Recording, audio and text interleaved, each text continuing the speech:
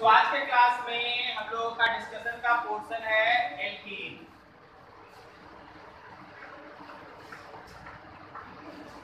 Alkene कोई भी particular unsaturated hydrocarbon जिसमें कार्बन कार्बन के बीच अगर डबल बॉन्ड एग्जिस्ट करता है तो उसको आप एल्कीन कहते हैं और इसका जनरल फॉर्मूला होता है CnH2n। CnH2n ये इसका जनरल फॉर्मूला है। पहला मेंबर है इथीन, फॉर्मूला है CH2 double bond CH2। Second member है प्रोपीन, फॉर्मूला है CH3 bond CH double bond CH2 and so on so on so. ठीक है, ये इसका मेंबर्स है इथीन, प्रोपीन, ब्यूटेन। आपको भी मालूम है जब आप इसका नोमेनक्लेचर लेते हैं तो उसमें अनसैचुरेटेड लिंकेज डबल बॉन्ड को दिखाने के लिए आप कार्बन कार्बन के बीच डबल बॉन्ड मौजूद है इसको दिखाने के लिए आप इन का यूज करते हैं। ठीक है, ethene, propene, butene, hexene, pentene जो भी है इस तरह से है ना चलते रहता है। क्लियर है? अब यहाँ पे देखना जरा ध्यान से, इन पर्टिकुलर एल्कीन्स का एक दूसरा नाम है, they are called olefins. Olefins मतलब वाइल्ड प्रोड्यूसर, वाइल्ड प्रोड्यूसिंग। पुराने जमाने में वाइल्ड से है ना इथीन सब है ना निकाला जाता था तो इसको है ना ऑलिफिन्स के नाम से भी जाना जाता है। तो ये सब इसका कॉमन नेम की तरह यूज होता है। बेसिकली अगर आप है ना एल्कीन के फॉर्मेशन का कॉन्सेप्ट देखेंगे, एल्कीन का formation,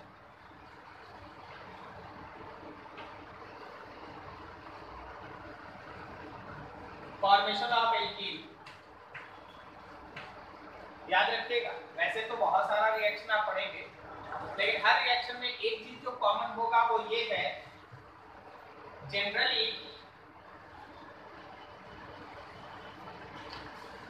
takes place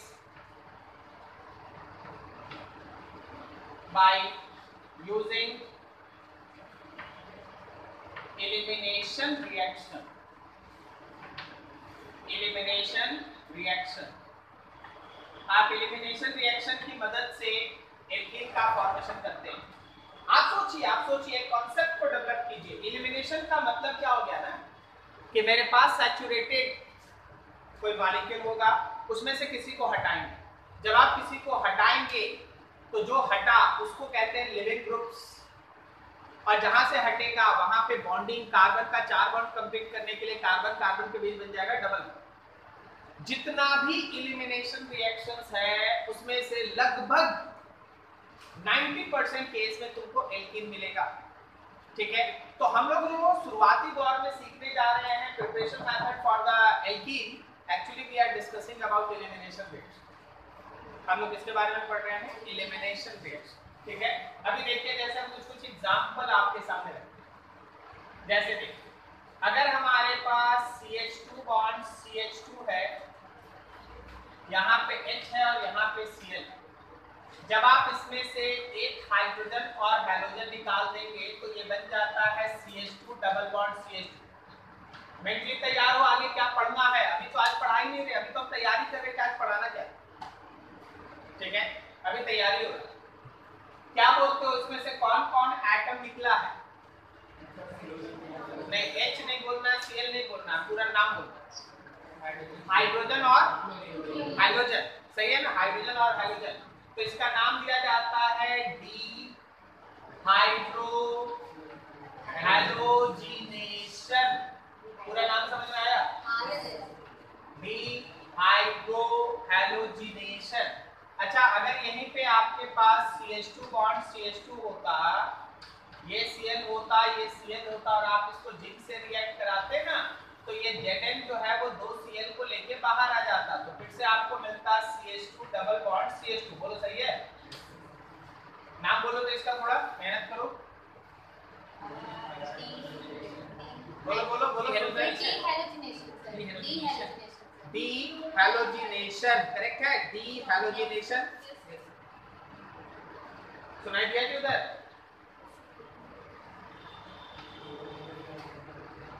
D halogenation, समझ में आ रहा?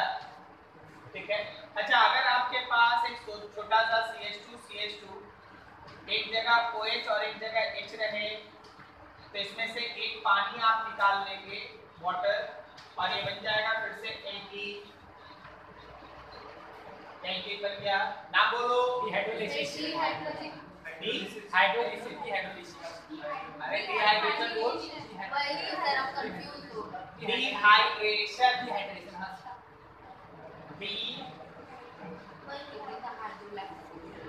हाइड्रेशन। तो बहुत सारा चीज जो भी इलिमिनेशन रिएक्शन है उन सबके नाम के आगे डी लगाओ। Dehydrogenation, dehydrohalogenation, dehydration, dehydrogenation etcetera etcetera etcetera. Clear है? तो इस तरह के रिएक्शन में आप इलिमिनेशन मैकेनिज्म फॉलो करते हैं और तब जाके आपके पास एल्कीन बनता है। These all are the examples of elimination reaction.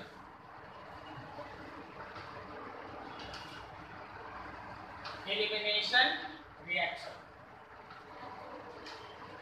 ठीक है, अब सुनो ध्यान से।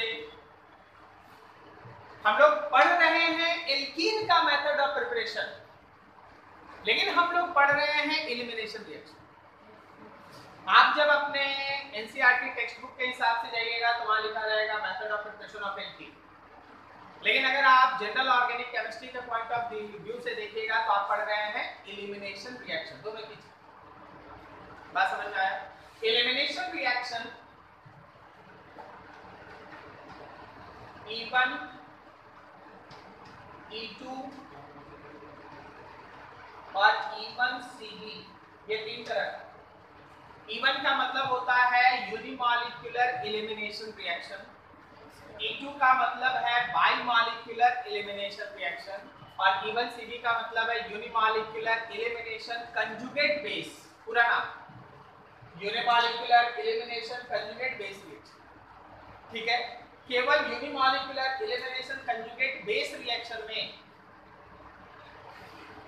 बनता है एल्डिहाइड और कीटोन का बाद आल्डोल कंडेंसेशन चलता है, उसमें भी एल्कीन बनता है। लेकिन हम लोग इसमें एल्डिहाइड और कीटोन में है ना E1CB के बारे में पढ़ेंगे, वैसे हम आपको इंट्रोड्यूस करा देंगे इसके बारे में। मेनली एल्कीन का प्रिपरेशन E1 और E2 मैकेनिज्म से होता है। ठीक है, इसमें भी E1 मैकेनिज्म जो है वो डिहाइड्रेशन के केस में बेसिकली फॉलो होता है और E2 मैकेनिज्म डिहाइड्रोहाइड्रोजिनेशन में सबसे ज्यादा फॉलो अप होता है। बहुत सारी चीजें पढ़ने के लिए स्टार्ट यहाँ पे बात होगा। यहाँ तक कोई डाउट समझने में क्या होगा? हम लोग क्या पढ़ने जा रहे हैं? Elimination reaction. Actually it is used in the method of preparation of alkene. ठीक है, नोट कर लो इतना, फिर आगे बोलो। कुछ बोलना है?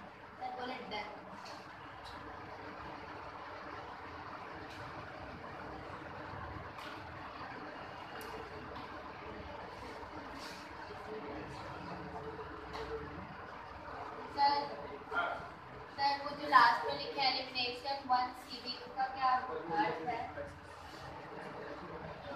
बोला जी कोई स्टार्ट क्या है?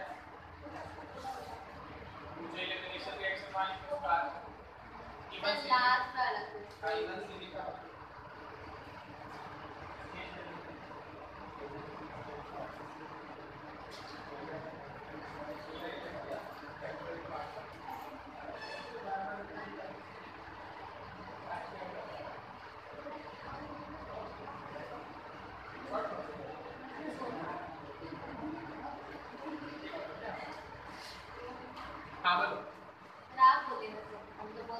हम तो दो बार बोल दिए तुम्हारे सुनने के। सर क्या कहते थे, मैंने कान थोड़ा उड़ गया। E1CB मतलब यूनिमॉलिक्यूलर एलिमिनेशन कंजुगेट बेस। चलो क्या होगा?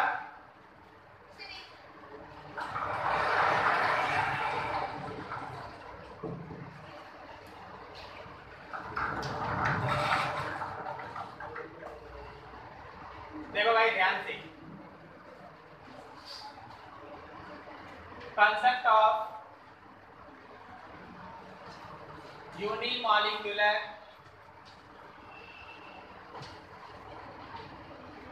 elimination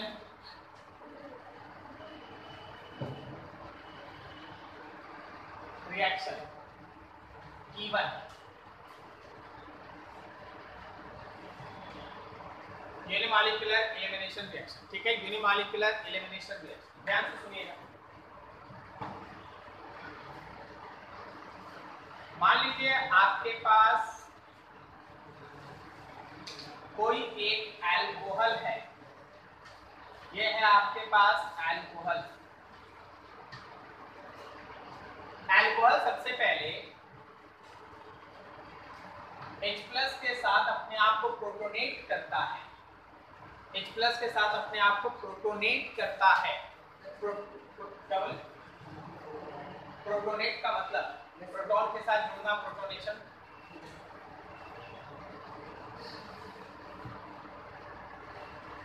तो ऑक्सीजन अपना पेयर ऑफ इलेक्ट्रॉन H+ को देगा और OH2 बन जाता है। क्या ऑक्सीजन पे प्लस आएगा? ऑक्सीजन अपना पेयर ऑफ इलेक्ट्रॉन H+ को देगा, OH2 बन जाएगा और ऑक्सीजन पे प्लस आ जाएगा। ठीक है, अब यहाँ हाइड्रोजन है, ऑक्सीजन तुरंत प्लस तो रखना नहीं चाहता, ऑक्सीजन एक इलेक्ट्रोनेगेटिव एलिमेंट है, प्लस नहीं रखना चाहता, वो तुरंत क्या करेगा, इस बॉन्ड का पेयर ऑफ इलेक्ट्रॉन अपने अंदर गेन करेगा और जब ये गेन करा तो आगे जो बचा वो बन गया कार्बोकेटायन। कार्बोकेटायन, करेक्ट ना, एज रिएक्शन इंटरमीडिएट। अब ये कार्बोकेटायन में आपके पास कोई ना कोई यहाँ पे एनायन होगा। सर ये कोई ना कोई एनायन का मतलब क्या है? देखिए, आप जिसका H+ फर्स्ट स्टेप में यूज किए, जिसका H+, जैसे H2SO4 का H+ आप यूज किए तो उसका HSO4- बचा होगा। आप किसी भी एसिड का H+ अगर आप यूज किए तो उसका एक एनायन बचा हुआ है। और कैटलिस्ट का रोल होता है, रिएक्शन में हिस्सा लेता है, लेकिन रिएक्शन कंप्लीट होते होते अनरिएक्टेड फॉर्म में रहता है।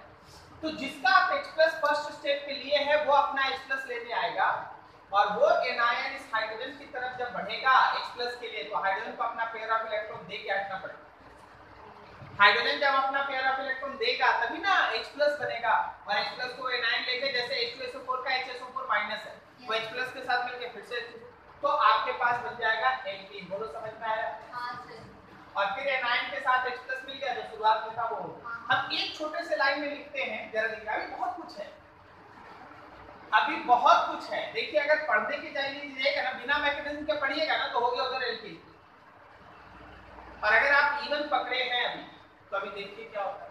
ठीक है, हर लाइन को बस समझते चलना, जितना ज्यादा जानोगे फायदा होता है। जैसे मान लो हम तुम्हारे सामने लिखते हैं एक एग्जांपल, जब आप CH3 bond CH2 bond OH लिए, तो इसको जैसे ही आप रिएक्ट करा दीजिएगा कंसंट्रेटेड H2SO4 से, तो कंसंट्रेटेड H2SO4 फर्स्ट स्टेप में H+ देगा, आगे जाके HSO4-। दो स्टेप में इससे धीरे धीरे वाटर मॉलिक्यूल अलग होगा, वाटर मॉलिक्यूल यहाँ अलग होगा ना, और आपके पास बन जाएगा CH3 bond CH double bond CH2, propane बन जाएगा। ठीक है, अब यहाँ पे सीखने के लिए हम आपको बहुत सारे चीजें है ना ऐड कर देते हैं, जरा समझना। हम लोग इसी तरह से एलिमिनेशन रिएक्शन पढ़ेंगे। एलिमिनेशन रिएक्शन, अब अगर मान लीजिए हम आपके सामने ऐसे एक मॉलिक्यूल रखें, यहाँ लगा दिए OH और कुछ नहीं बताएं, बोले कि भाई इसका रिएक्शन करा दे कंसंट्रेटेड H2SO4 से, आपको खुद पहचानना होगा कि यहाँ डिहाइड्रेशन होगा। ठीक है, पूरा मैकेनिज्म याद है, वेल एंड गुड। अगर नहीं भी याद है तो आप एक वाटर मॉलिक्यूल निकालें OH और अगल बगल से कहीं से एक जगह से H, तो आपके पास मिलेगा एल्कीन। कोई दिक्कत नहीं आता? ठीक, अब ऊपर आ जाओ। इस फर्स्ट स्टेप को आप काउंट ना करें, फर्स्ट स्टेप को आप काउंट ना करें। फर्स्ट स्टेप मतलब यहां से यहां तक। ये हुआ क्यों है? देखिए, कभी भी OH नहीं हटना चाहता, OH हटेगा तो एनायन हटेगा। OH देखो जो हटता है ना ऑर्गेनिक में, उसको लिविंग ग्रुप कहते हैं। जैसे यहाँ कौन हट रहा है? OH। OH एक खराब लिविंग ग्रुप है। अच्छा लिविंग ग्रुप कौन है? पानी। हमेशा वो लिविंग ग्रुप अच्छा होगा जो न्यूट्रल है कंपैरिजन टू एनायनिक। ठीक है, तो OH- हटना नहीं चाहता, वो पहले H+ को गेन करके OH2 बन जाता है, मतलब वाटर, और बाद में पानी के फॉर्म में हटता है। यहां से water is acting as a leaving group water. समझ में आया? बन गया कार्बोकेटायन और उस कार्बोकेटायन के बाद फिर से प्रोटॉन का लॉस हुआ और तब बन गया प्रोटॉन का लॉस हुआ और तब बन गया हम लोग का alkene. Reaction takes place in 2 steps. Sir 3 steps में सर नहीं, ये तो बस प्रोटोनेशन है। हम क्या बोल रहे हैं इसको बार बार? प्रोटोनेशन है, इसको आप स्टेप काउंट ना करें। स्टेप यहां से यहां तक तो तुम बिना लिखे भी तुम सीधा इसको ले सकते हो। तुम्हारा ये है फर्स्ट स्टेप और ये है तुम्हारा सेकेंड स्टेप। कोई दिक्कत नहीं। फर्स्ट स्टेप स्लो होगा, सेकेंड स्टेप फास्ट होगा। फर्स्ट स्टेप स्लो होगा, सेकेंड स्टेप फास्ट होगा। सर आपको कैसे पता? पता है, हम आपको बता रहे हैं। वेट, स्लो स्टेप और फास्ट स्टेप, कोई भी ऐसा पर्टिकुलर रिएक्शन जो एक से ज्यादा स्टेप में होता है उसमें कुछ होता है स्लो स्टेप, कुछ होता है फास्ट स्टेप। मतलब कुछ जल्दी जल्दी हो रहा है, कुछ स्लो स्लो हो रहा है।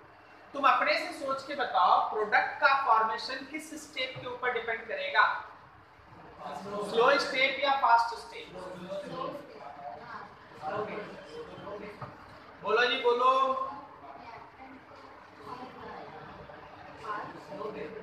स्लो स्टेप या फास्ट स्टेप? Slow step. बहुतों को नहीं समझ में आया, चलिए एक छोटा सा एग्जांपल रखते हैं। मान लीजिए मेरे पास है ना यहाँ पे 3 रो में स्टूडेंट्स बैठे हैं ऐसे, ठीक है? 3 कॉलम में स्टूडेंट्स है ना बैठे। अब यहाँ सोच लो ऐसे कि मान लो जैसे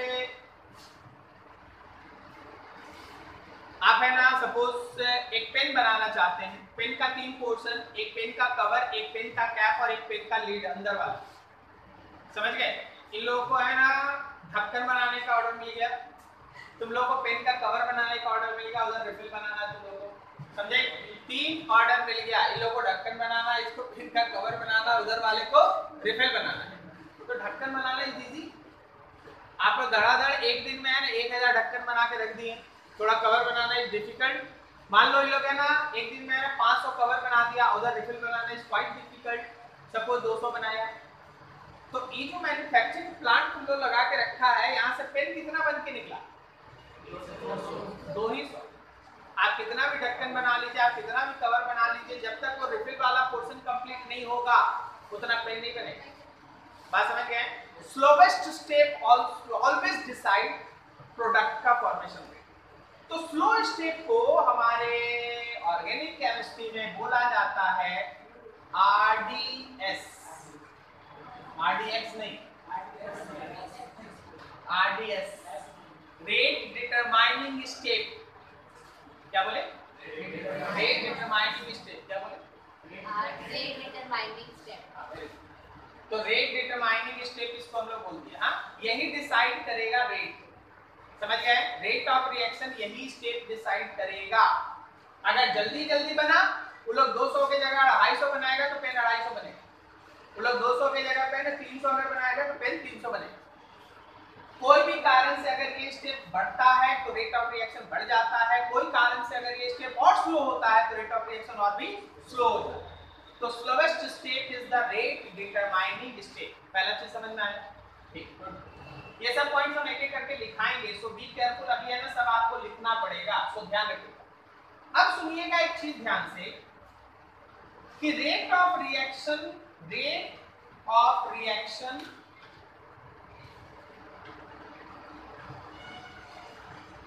डिपेंड्स ऑन किस पे? डिपेंड्स ऑन किस पे? RDS पे। RDS का रिएक्टेंट केवल एक है, एक ही है ना रिएक्टेंट, ठीक है? तो देखा गया है कि rate of reaction is proportional with concentration of R bond OH। एक रिएक्टेंट टर्म, इसलिए कोई भी ऐसा रिएक्शन जिसमें रेट ऑफ रिएक्शन केवल एक कंसंट्रेशन टर्म पे डिपेंड करता है उसको कहते हैं यूनिमॉलिक्यूलर रिएक्शन।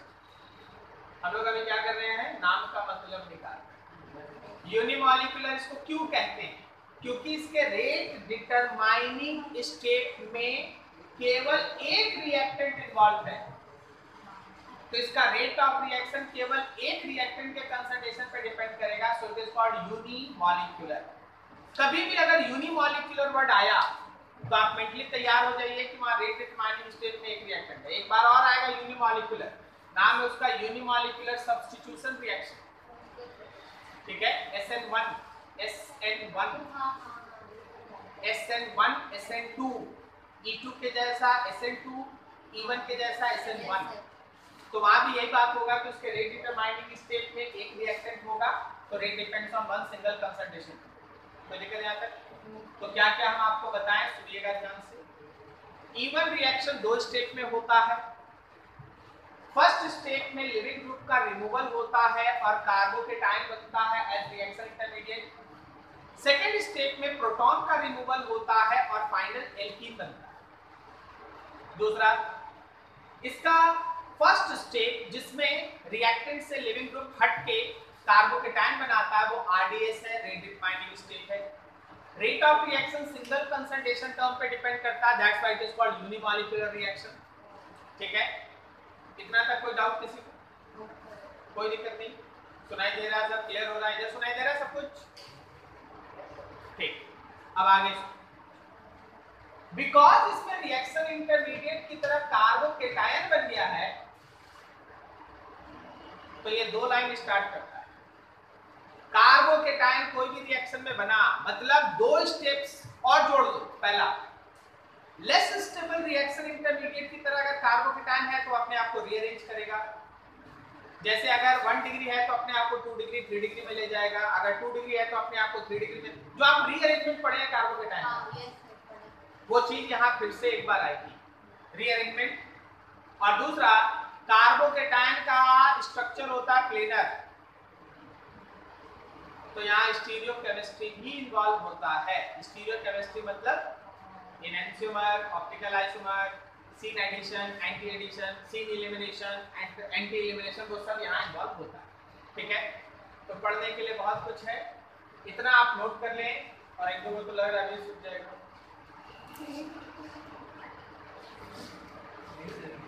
मैं पीछे पे अकेले अच्छा इसको नोट कर लो, जग जाओ।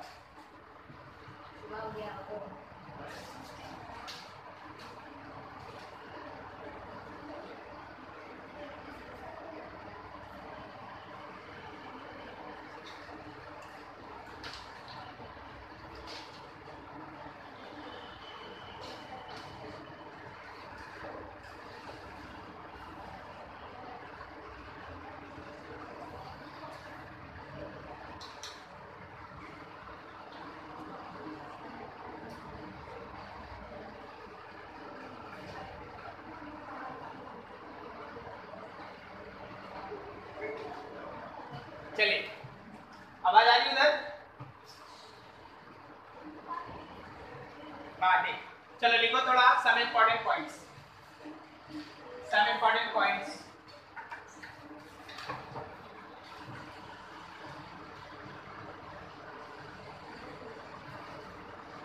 फर्स्ट में लिखो dehydration of alcohol generally follows. Dehydration of alcohol generally follows, फटाफट लिखना। Dehydration of alcohol generally follows E one mechanism, E one mechanism,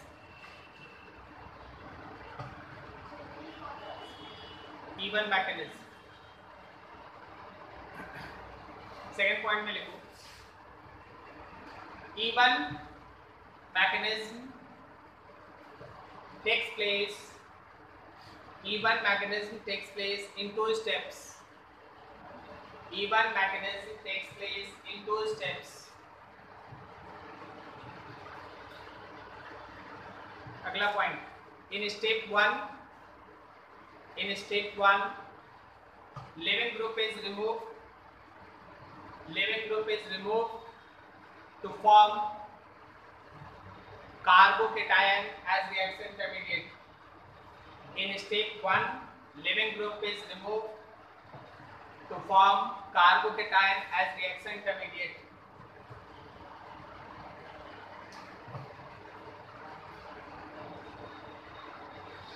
Carbocation as reaction intermediate.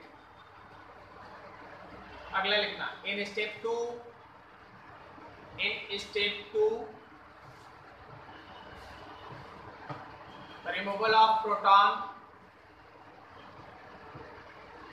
removal of proton from carbocation, removal of proton from carbocation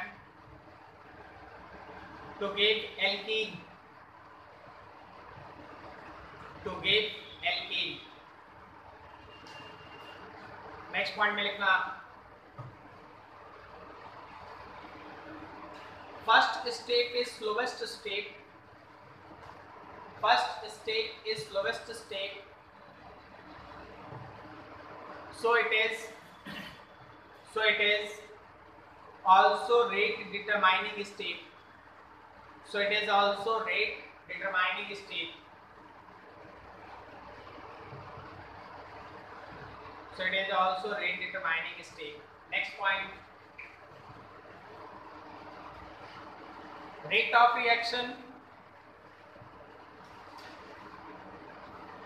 rate of reaction depends on one concentration term, one concentration term, so it is unimolecular reaction, so it is unimolecular reaction. Okay, next point, carbocation is formed,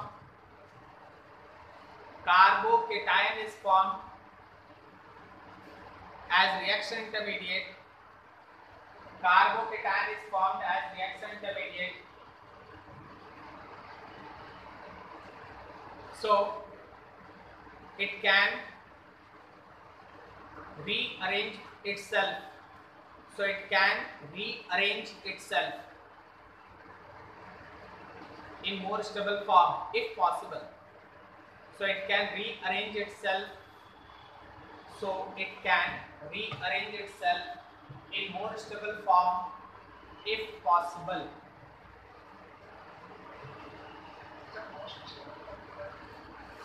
In more stable form if possible, if possible, अगर होगा तब, नहीं होगा तो नहीं होगा. ये सारा पॉइंट याद रहेगा. चलिए, वेरी गुड.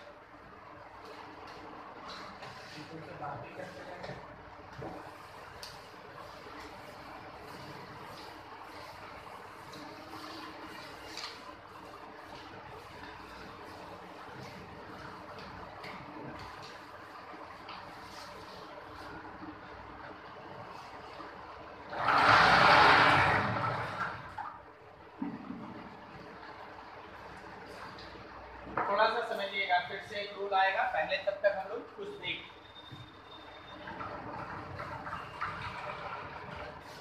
यहाँ तक की पढ़ाई का कुछ एग्जाम्पल हम आपके सामने रखते हैं.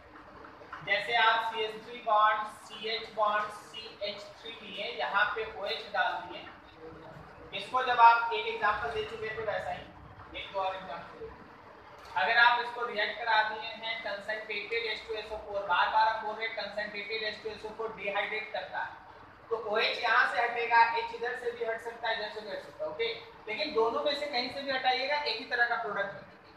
तो आपके पास बन गया CH2 double bond CH bond CH3. Correct है ना? देखो तो करेक्ट है. अब देखिएगा जरा, हम थोड़ा आपको अगले लेवल पे लिखते हैं. CH3 bond CH bond CH bond CH3, यहाँ लगा दिए OH. ठीक है. इस बार जब आप इसका डिहाइड्रेशन करेंगे कंसंट्रेटेड H2SO4 के साथ, OH तो यहीं से हटेगा, कोई शक नहीं. अब H लेफ्ट से भी हट सकता है, राइट से भी हट सकता है, तो क्या दोनों सेम प्रोडक्ट देगा या अलग अलग? अलग अलग देगा. तो दो प्रोडक्ट बना लो. CH3 bond CH double bond CH bond CH3 एक प्रोडक्ट, और एक प्रोडक्ट है CH3 bond CH2 bond CH double bond CH2. बोलो जी, समझ में आ रहा है? क्या आप लोगों को सबको समझ में आ रहा है? वहां दो अलग अलग प्रोडक्ट. बोलो यस, बोलिए मेरा, बोलो जी.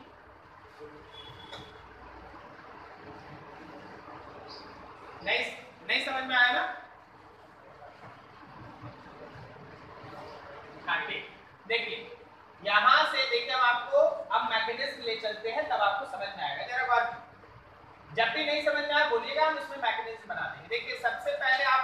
प्रोटोनेट कर लीजिए। प्रोटोनेट कीजिएगा तो ऑक्सीजन अपना पेयर ऑफ इलेक्ट्रॉन इसको दे देगा, CH3 bond, CH2 bond, CH bond, CH3 और यहां बन जाएगा OH2 ऑक्सीजन पे प्लस, फिर ऑक्सीजन इस पेयर ऑफ इलेक्ट्रॉन को लेके निकल जाएगा। सही है ना? बोलो बोलो, सुनाई दे रहा है?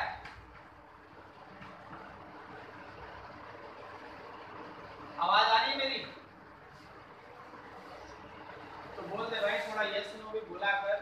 अब नो तो बोल दिया अपने को। ये बना कार्बोकेटायन, क्लियर है? ठीक। अब इसके बाद प्रोटॉन का रिमूवल होगा। प्रोटॉन कहां से निकलेगा? एक एच इधर है, थोड़ा ऊपर ही दिखाते हैं। एक एच यहाँ है, एक एच यहाँ, प्लस ही है ना, तो इसी के अगल बगल से कहीं से एच निकलना। ठीक। आप अगर इस पे एनायन का अटैक कराएं, एनायन, और वो एनायन इस हाइड्रोजन के पास गया, तो हाइड्रोजन अपना पेयर ऑफ इलेक्ट्रॉन यहां डोनेट करके जाएगा और ये बनेगा। बोलो ठीक है? एनायन के तौर पे यहाँ कौन है? क्या यहाँ एनायन के तौर पे HSO4 माइनस है? सही। दूसरा देख, दूसरा क्या है कि अगर आप HSO4 माइनस को छोड़ देते हैं और वो इस हाइड्रोजन के पास गया, तो यह हाइड्रोजन पेयर ऑफ इलेक्ट्रॉन देगा, तो वो बनेगा। बोलो समझ में आया? क्लियर है सबका? इधर से तो आपके पास इस तरह से दो प्रोडक्ट बन सकता है। आप क्या करें, बीच में देखिए प्लस, देखिए जैसे हम लोग कैसे इतना मैकेनिज्म के थ्रू नहीं गए, सीधा प्लस माइनस बना लिए, कैसे हुआ? तो हम लोग है ना यहाँ कार्बोकेटायन सोच लिए कि ठीक है भाई, तो अब एक बार इधर से भी निकल सकता है, तो एक प्रोडक्ट इधर से निकल सकता है, हाइड्रोजन, ये प्रोडक्ट सीधा लिख दिया, अगर मैकेनिज्म जाना है क्लियर है रास्ता। ठीक। एलिमिनेशन रिएक्शन क्या कहता है कि अगर हमारे पास एक से ज्यादा एल्कीन बनने का चांसेस है, क्या बोले? एक से ज्यादा एल्कीन बनने का चांसेस अगर है, तो कौन मेजर और कौन माइनर होगा, इसका डिसीजन सेडजेफ रूल लेगा। SATYJDFF, Saytzeff rule.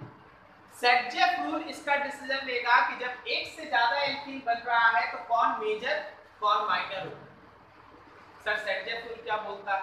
सेडजेफ रूल सीधा बोलता है कि जिसके पास ज्यादा अल्फा हाइड्रोजन है वो मोनोस्टेबल। ठीक है, जिसके पास ज्यादा अल्फा हाइड्रोजन है दैट इज मोर स्टेबल। क्या आप देख के बताओ इसके पास कितना अल्फा हाइड्रोजन है? 6। इसके पास कितना अल्फा हाइड्रोजन है? केवल 2। केवल 2। इसमें कितना है? 3 और 3 6। तो ये मेजर है, वो माइनर। सर अल्फा हाइड्रोजन का मतलब कौन? डबल बॉन्डेड कार्बन के बगल वाले कार्बन के पास हाइड्रोजन। अब क्या बोल रहे हैं? डबल बॉन्डेड कार्बन के बगल वाले कार्बन के पास हाइड्रोजन, मतलब डबल बॉन्डेड कार्बन के बगल वाले कार्बन के पास 3 और 3 6, डबल बॉन्डेड कार्बन के बगल वाले कार्बन के पास केवल 2। जिसके पास ज्यादा नंबर ऑफ अल्फा हाइड्रोजन है दैट इज मोर स्टेबल और माइनर, सॉरी मेजर प्रोडक्ट। ठीक है, यहां तक नोट करो, नीचे सेडजेफ रूल लिखा है। अभी वो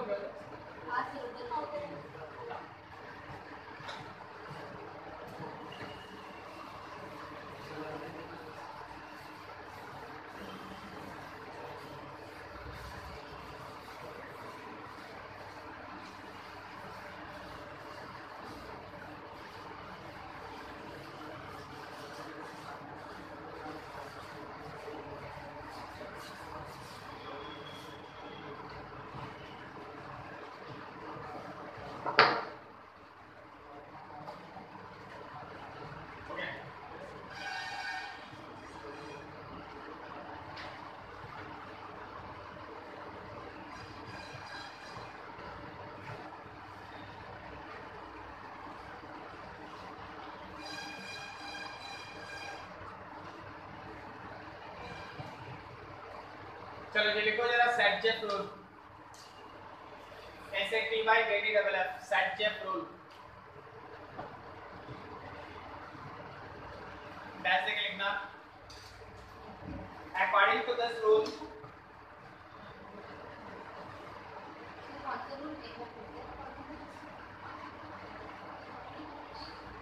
according to this rule if more than one alkenes are formed if more than one alkenes are formed during any elimination reaction if more than one alkenes are formed during any elimination reaction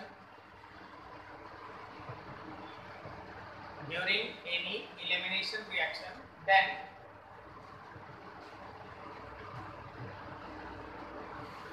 more substituted alkene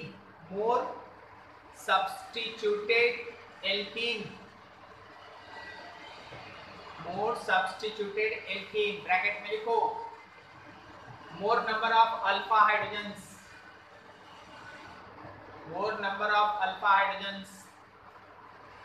bracket close will act as major product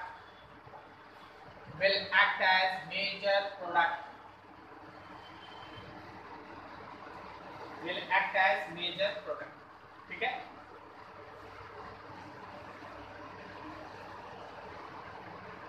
हो गया तरीका? आप लोग का screenshot हो गया? चलो चल रहा है रिकॉर्डिंग चल रहा है। हो गया।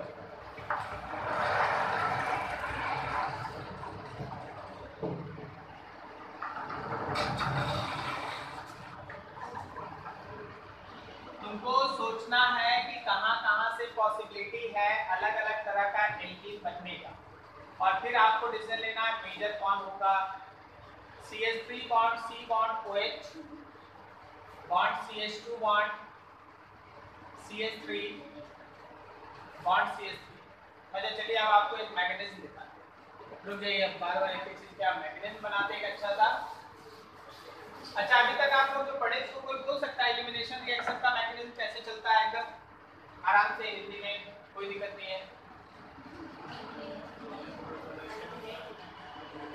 हाँ बोलना बहुत कोई चाह रहा है लेकिन बोल नहीं रहा है। बोलो बोलो।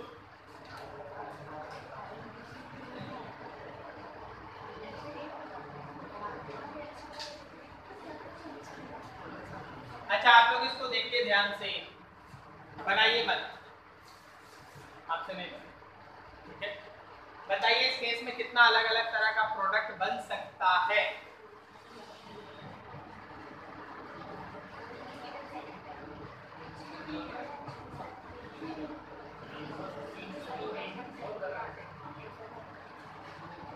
अच्छा किसी किसी स्टूडेंट का कहना है 2 तरह का बन सकता है, ठीक है। चलिए हम आपको दिखाते हैं मैकेनिज्म का रोल क्या है। मैकेनिज्म का रोल ऐसे ही क्वेश्चन करो, देखिएगा जरा ध्यान से। Mechanism CH3 bond C bond CH3। देखो आप दिमाग है ना इस चीज पे लगाओ कि क्या बता रहे हैं, हम इसको समझें। शुरुआती स्टेप में आप एक H+ दे दीजिए। हम थोड़ा फर्स्ट वाला स्टेप थोड़ा शॉर्टकट में निकालते हैं, ओके। ऑक्सीजन को पेयर ऑफ इलेक्ट्रॉन H+ को देगा और ये बॉन्ड तोड़ देगा, दोनों एक साथ कर दिए। 2 बार लिखना पड़ा, वो एक साथ होता भी काम। अब देखो हुआ क्या, हम लोगों के पास CH3 bond C bond CH3 bond CH3 bond CH3 यहाँ पे प्लस आ गया, कोई दिक्कत नहीं। अच्छा चलिए यहीं पे आप है ना इसको एनायन के साथ HSO4 माइनस के साथ रिएक्ट करें। बताइए वो हाइड्रोजन कहाँ से निकालेगा? लेफ्ट से कि राइट से? राइट से। हाँ बिल्कुल सही, इसकी तरफ तो है ही नहीं, यहाँ से निकालेगा। तो जब यहाँ से निकालेगा तो आपका प्रोडक्ट हो जाएगा CH3 बॉन्ड CH3 यहाँ पे CH और डबल बॉन्ड CH2। बोलो सही है? हाँ? CH+ double bond CH।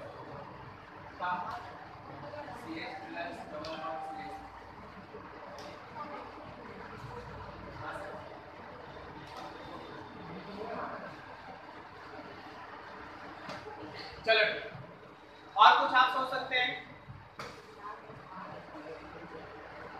Try करो सोचने का, कुछ और सोच सकते हैं आप। आपको क्या सोचना चाहिए कि ये 2 डिग्री कार्बोकेटायन है, तो ये अपने आप को 3 डिग्री में रीअरेंज कर सकता है। रीअरेंजमेंट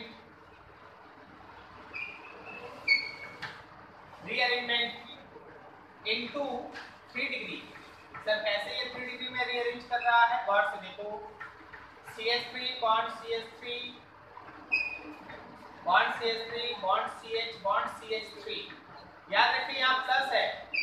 अच्छा, अगर एक मिथाइल ग्रुप यहाँ से यहाँ ट्रांसफर हो जाए, जिसको आप 1 to dimethyl 1 two methyl shift कहते हैं। शिफ्टिंग 3 तरह का, 1 two hydride shift, 1 two methyl shift, 1 to phenyl shift. सुना?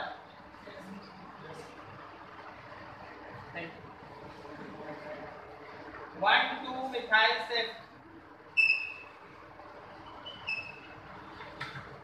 1 टू मिथाइल शिफ्ट। जैसे ही इस मिथाइल ग्रुप को शिफ्ट करा देंगे आप वहां, CH3 bond C bond CH3 bond CH, यहां आ गया CH3, यहां आ गया CH3 और प्लस पहुंच गया यहां, क्या ये है 3 डिग्री कार्बोकेटायन।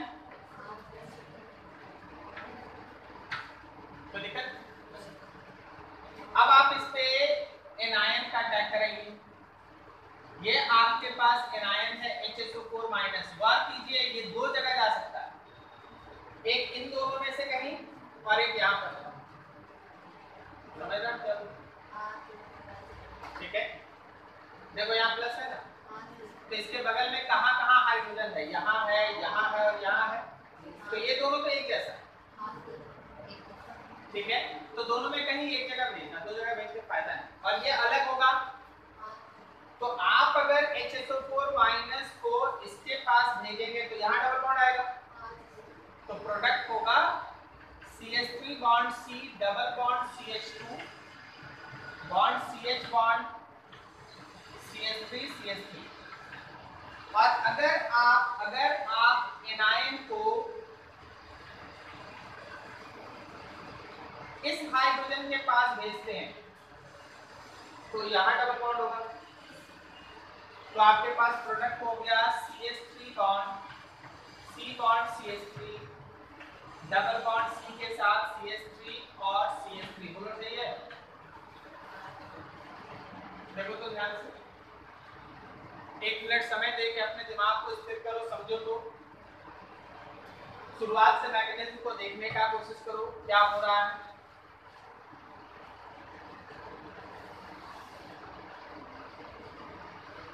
शुरुआत से मैकेनिज्म को देखने का कोशिश करो, कौन से स्टेप के बाद क्या हो रहा है। फिर हमको बताओ जोड़ के कितना प्रोडक्ट बना।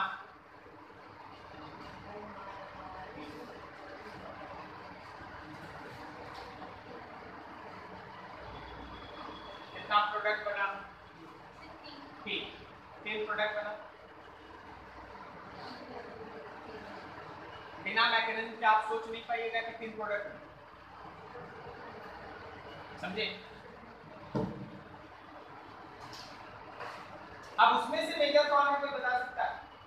इन तीनों प्रोडक्ट में जो यहाँ बना हुआ है, कौन कौन 3 प्रोडक्ट बना? कौन कौन 3 प्रोडक्ट बना? ये A मान लो, ये B मान लो, ये C मान लो, ये 3 प्रोडक्ट बना। बताओ इसमें से मेजर कौन है? C है major. How many alpha hydrogens? 12। इसमें 12 अल्फा हाइड्रोजन है, सो इट इज मेजर। इससे कम कौन?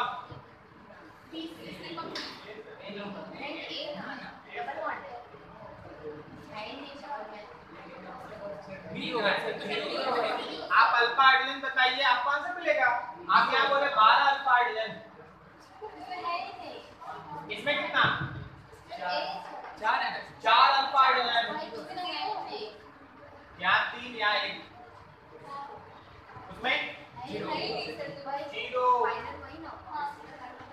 तो ये है माइनर, ये है मेजर, ये बीच में। समझ में आ रहा?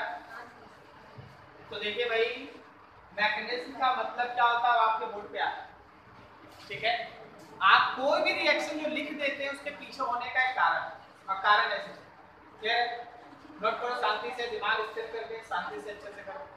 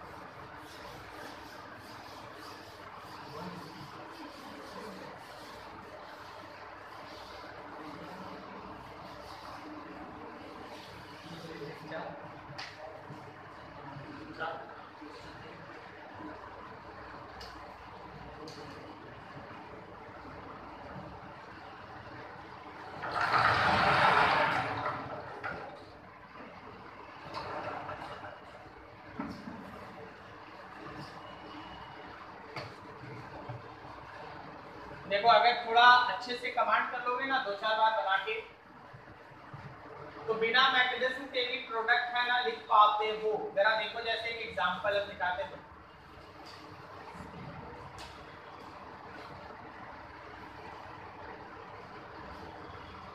यहाँ पे मान लो OH, इसका हम लोग कंसंट्रेटेड H2SO4 से रिएक्शन करा दी। चलिए, कोई पेन नहीं चलाना, खाली दिमाग चलाना। कितना प्रोडक्ट बन सकता है?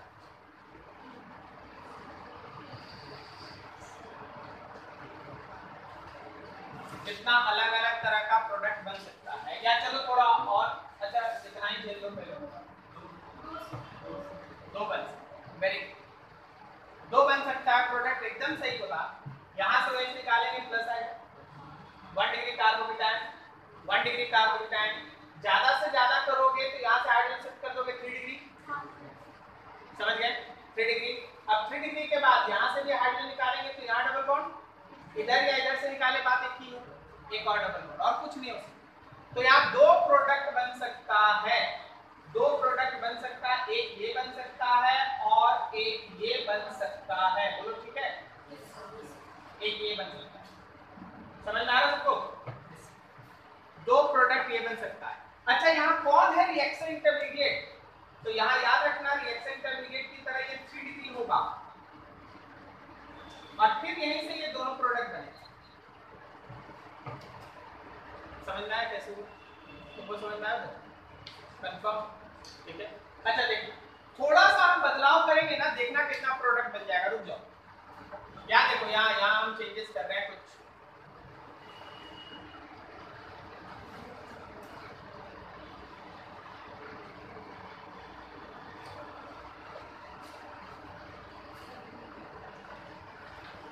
इसको रिएक्ट करा दिए हैं कंसंट्रेटेड H2SO4 से। बोलो हाउ मेनी प्रोडक्ट्स? 3 प्रोडक्ट। कारण फर्स्ट स्टेप में 1 डिग्री कार्बोकेटायन बना, वो 1 डिग्री कार्बोकेटायन रीअरेंज करके 3 में चला गया। अब देखो, यहाँ से H निकालो, एक प्रोडक्ट, यहाँ से H निकालो, एक और प्रोडक्ट, यहाँ से H निकालो, एक प्रोडक्ट, मतलब यहाँ 3 प्रोडक्ट है। यहाँ पे 3 प्रोडक्ट है, एक प्रोडक्ट ऐसा, सही है, एक प्रोडक्ट ये, और एक प्रोडक्ट ये। बताओ A, B, C कौन है मेजर? A, B और C कौन है मेजर? C। ए बी और सी कौन है मेजर? सी नंबर। चलो जी,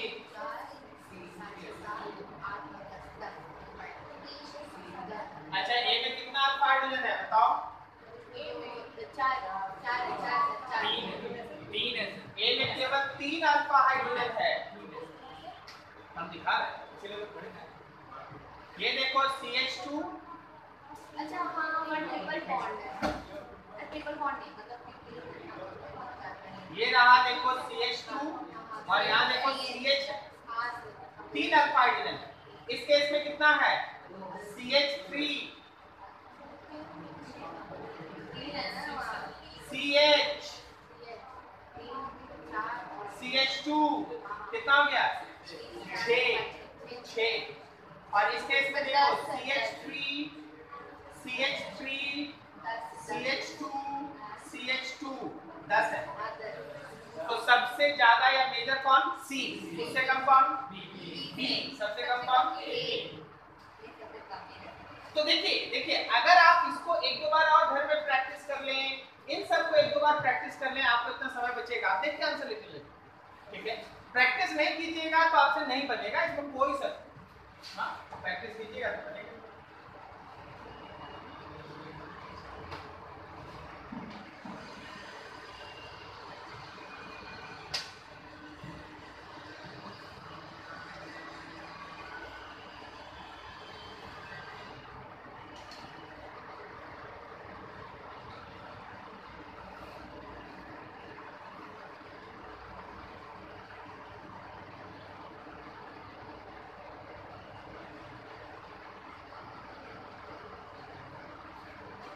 अच्छे से लो, जहां आपको खुद से कुछ लिखना है वो भी लिखिए।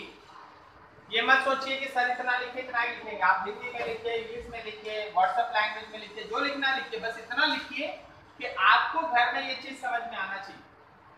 जब आप इसको देखें तो आपको पता चले कि कहाँ किस तरह से डिसीजन लिया जाए।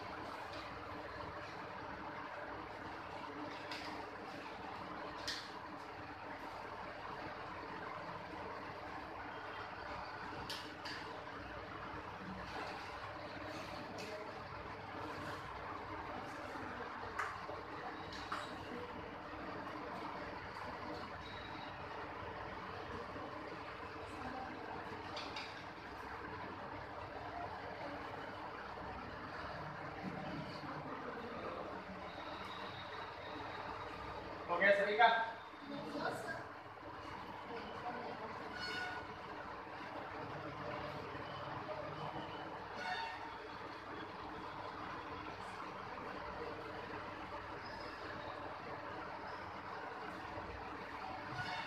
चलो ये तुम लोग का स्क्रीनशॉट हो गया।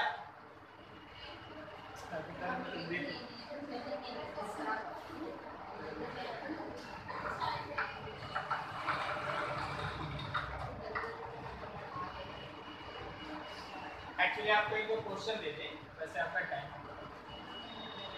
आप लोगों को इसको घर से बना के लाना। देखिए ध्यान से, पूरा मैकेनिज्म बना के लाना है सुंदर सा।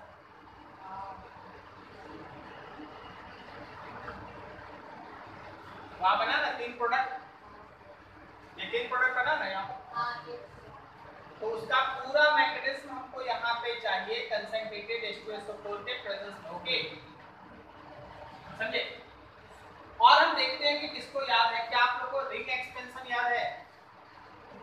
नहीं याद है सर, तो याद कर लेना और उसके बाद इसका पूरा प्रोडक्ट बना के आना। हम बोल रहे हैं स्टेरिक एक्सटेंशन लगेगा, सो बी केयरफुल।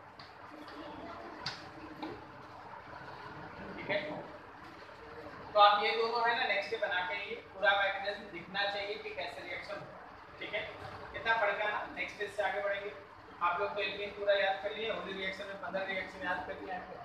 हाँ सर एकदम सर, और बोले सर और याद करते हैं। अच्छा आगे ठीक है ना, तुम लोग है ना ग्रीनहार्ड रिएक्शन तो 15 रिएक्शन याद कर। सर आप जितने लिखवाए उतना तो याद। चल बहुत छोड़े नाम, मिथाइल प्रोपेन लिखा है तो ब्यूटेन हेक्सेन पेंटेन सब चल।